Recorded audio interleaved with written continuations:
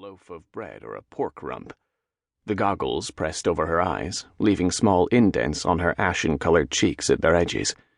Scraggly white hair fell over her ears in messy parts. Fenthri were hideous creatures, really. Finally, she withdrew her blade, wiping it on her covered leg before sheathing it and starting forward again.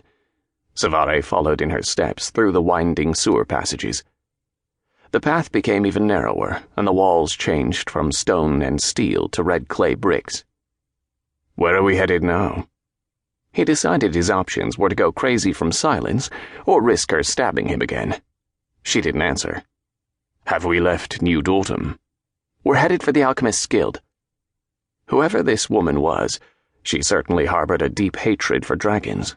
Cvareh knew he'd never come across her before, so it wasn't as though she could resent him personally. In fact, she was the first Fenthri he'd ever met in person, and what an impression she was making for her entire race. Yes, but, Dragon, how was I unclear? She sighed. Cvareh Shinryusho, he persisted. If we're going to be traveling together, we should at least know each other's names, don't you think? Not really, she paused. Cvareh. Cvareh curled and uncurled his long fingers one at a time, resisting the urge to unsheath his claws. Cvareh Shinryusho. You can't possibly expect me to say the whole thing, she drawled with an annoying little smirk. It's such a mouthful. It's actually quite important on Nova. Patience, Cvareh reminded himself. The Fenthri had likely never left the ground of Loom. She didn't know what was important above the clouds. Oh, I know it is. She smiled, and he barely contained a cringe at how her flat teeth made a perfect line in her mouth. Come now, Cvareh. We're going to be late, she chided. You may call me just Cvareh So, he insisted. Cvareh's easier. I must insist. Don't push your luck, Dragon. A hand curled around one of the crossed blades at the small of her back. He was getting rather tired of seeing that golden steel. We could always go back to the heart cutting. Cvareh looked in her eyes, or, well, the goggles. She didn't tense and didn't shy away. Whoever this woman was, she certainly had no love for dragons, and no fear of them either. I don't think you will. He took a step closer to her. You want your boon.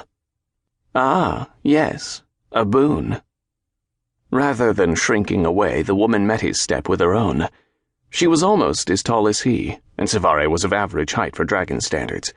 He'd always been told the Fenthri were a smaller race. They're quite rare for dragons to give out. What could you possibly want at the Alchemist Guild so badly that you'd surrender yourself to my whims? You think I'll tell you? He took another step toward her. His blood rushed at the feeling of her magic, wild and varying, a blend of many dragons' powers combined into something all her own. I could make you. Her chest, flat and strapped under what appeared to be a harness, touched his. Cvareh paused. A harness? Why did his mind tell him that was important? She clicked her tongue against her teeth, then stepped away when he didn't rise to her challenge. His failure to respond to her banter had disappointed her. So his option seemed to be allowing himself to be annoyed at her very apparent efforts, or pleasing her, or swallowing his pride and letting her say what she wanted but not giving her the satisfaction of taking the bait. He was growing to hate this hideous wench with every second. Somehow Cvareh managed silence. He followed her through the rank passage for what seemed like forever, until the sewer vomited its sludge into a slime-covered river. The woman paused, glancing outside and back at his hands. Dragon, can you make illusions? Not a skill I possess. Though he was glad she asked. The look of consideration she gave his clawed fingers let Cvareh know she was well aware of what dragon parts held what magic. It further confirmed that, whoever she was, she truly knew about dragons beyond the value of a heart. Of course you can't. That would be far too easy. She let out a sigh of utter disappointment. The woman thought for another long moment. Very well. Stay here. Wait. Where are you going? If you walk around Old Dortham looking like... Her head moved up and down as her eyes raked over him. You're going to cause a scene. Or someone else will harvest you.